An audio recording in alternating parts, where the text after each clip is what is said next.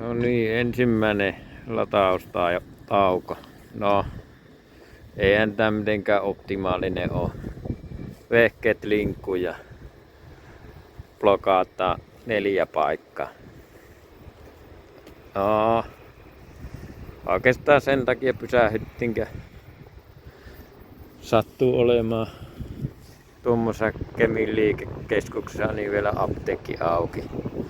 Saadaan vähän särkylääkettä otettua nuin, jos sattuu, että tarvii. No siitä vaan kans voi päätellä, että ei tällä autolla kyllä tänne ABC:lle kannattaa tulla. Että nythän tuo ottaa jo varmaan tämän tolpan maksimi. 104 kilowattia ja akkua kun lämmitetty, niin siitä se täällä heti 70 liikkeelle. Mutta on tämäkin tyhjää parempi.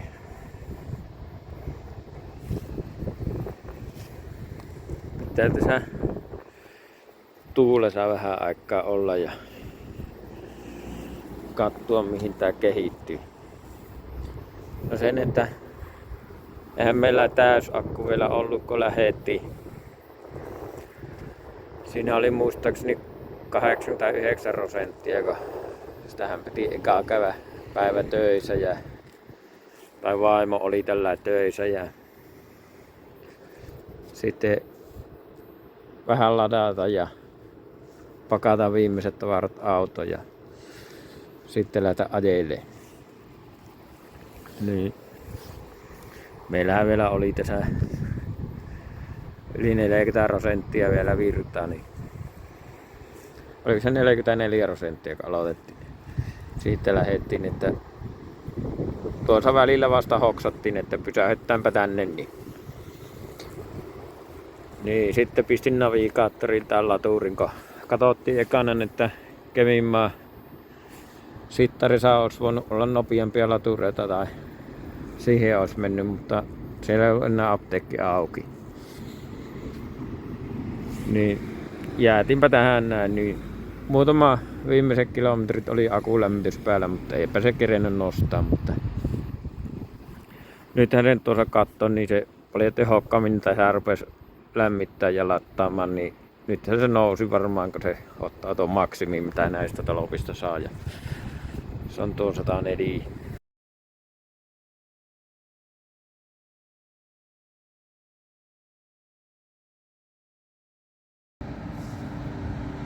Nyt on mennyt vähän harjoitteluksi tää lattaus, mutta Rovaniemellä ei kans onnistunut ekaa kerralla lattaaminen ja nyt ollaan Sodankylässä ja se pitäisi tiienpäin käydä näillä pikalaturilla, että rupialle, että ei kerkiä saada läpi noita kaikkia sovelluksen, että millä sovelluksella lattaa ja millä kortilla maksaa. Tässäkin oli tämä korttimaksuhomma, niin, mutta ei se lähtenyt sillä pelittää kortilla. Se ei jotenkin tunnistanut, että olisi kertalattauksen tehnyt. Ja sitten mä tutummalla sovelluksella, sillä Fortumi-sovelluksella, se passaa melko monen laturin, niin sillä käynnisti ja sillä se rupesi pelittää. Ja tässä jos enemmän kesälomareissulla lattaisi, niin saisi jo melkein kotilattauksen hinnalla. Niin, ja niin kuin näkyy, niin ei yleensä näillä latureilla ole ruuhkaa. Mä katsoin, että pikkusen halvempaa olisi voinut olla tuolla Rechargella. Sinne mentiinkin ensin tästä jonkun matkaa vielä tuonne kilometrin verran tuonne pohjoisen päin, niin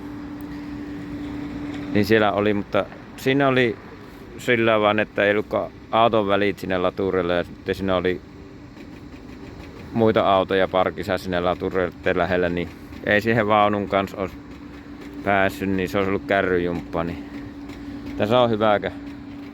Tässä on tämmöiset pitkät paikat ja sitten on tommosia lyhyempiä paikkoja, niin tähän saa lyö koko reteilin tuohon vaan jonoon jatkoksi. Niin Nämä on hyviä paikkoja. Tämmöisiä ne pitäisi ollakin.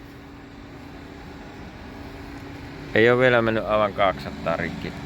Tässä Rovaniemellä silloin eilen illalla lataattiin ja oltiin siinä Pestkaravan, eikö vaan mikä se oli se semmonen ajettu alueparkki. Siinä oltiin, siinä oli vessat ja suihkut ja saunat kaikki. Ja siinäkin olisi ollut sähköä, mutta se oli vain kilowatin verran, niin ei sitä viitin latata autoa. Mutta otettiin illalla Rovaniemellä aika täyteen ja siinä lattauksen aikana syötiin iltapalaa ja sitten ajettiin vaan sinne ja lyötiin heti nukkumaan. Ja nyt ollaan Sodankylässä ja tänne kun tultiin, niin meillä oli joku 11-12% ja se oli sillä sopimilleen, että tuossa välillä lämmitettiin akkua ja marssivauhti on semmonen 80, että kun pistää 85 tuohon mittariin, niin se on aika lailla 80 ja kulutus on sillä 40 kilowatin paremmalla puolella. Että 4-5 melkein, niin tietenkin ylämäkkeen tullaan ja kelistä vähän riippuu, että mihin päin tuuleen. En nyt osaa sanoa sen tarkemmin mitä se on, mutta ei se tällä 7 akullakaan, niin se ei ole 100-150 se laturin väli suunnilleen, niin kun eihän sitä aina ota aivan täyteen ja ei aivan tyhjäksi uskalla ottaa, niin kyllä se melkein jokainen vähän isompi paikka, niin siinä pitää pysähtyä lattaan. Ei tää yhtä helppoa ole, kun dieselillä vetäis mennä, mutta en tiedä, onko se sen kalliimpaa vai halvempaa. Että lomallahan tässä olla, että kuka mistäkin tykkää. Mutta kyllä tälläkin pärjää. Mutta jos ajattelen, että jos tässäkin semmonen lomasesonkin on ja tässä on vaan 2 tämmöiselle yhdistelmälle paikka, niin kyllä tähän saattaa jonot muodostua tiettyihin aikoihin. Että yöllähän näissä varmaan sitten olisi tilaa. Mutta tämmönen päivitys täällä ja nyt niin kuin näkyy, niin ruvetaan olleen sillä oikeassa latausnopeuksessa. Niin 6 minuuttia lataattu, niin se katsoi se akun lämpötila ja nyt menee 230 kilowattia. Ja tässä pysähyttiin kahville ja autossa tietenkin virtaa mokkomasteri. Teisellä laturilla ei tullut kuvattua. Siinä on paikallisen Esson polttoainehinnat. Ollaan täällä Norjan puolella. Nyt täällä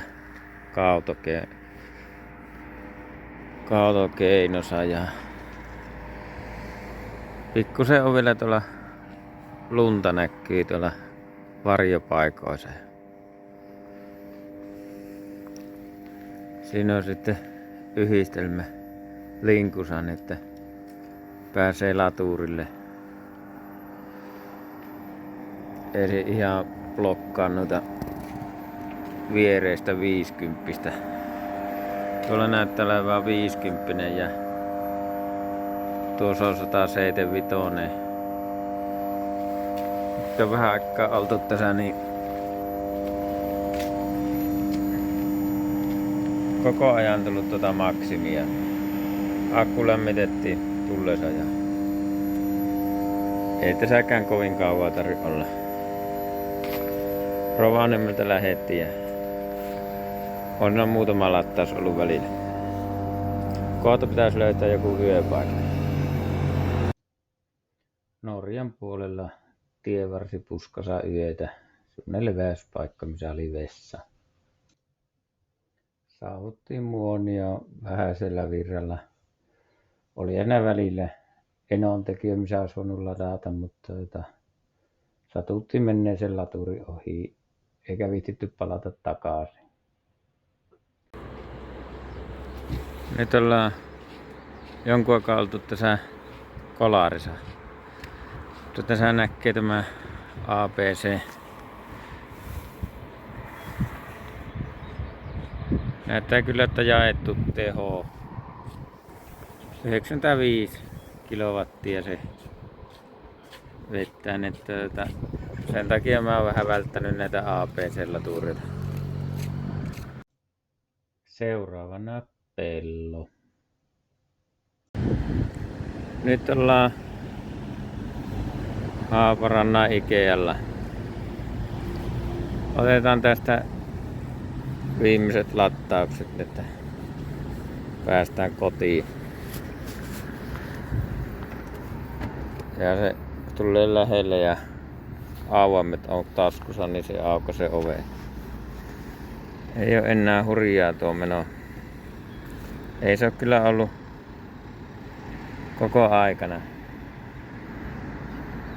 Että tuollahan se on sitä 90 kilowattia ottanut. Mutta niin se nää 400 voltin laturit on, mutta tuossa näkyy, että melkein täysakullinen sitä on otettu.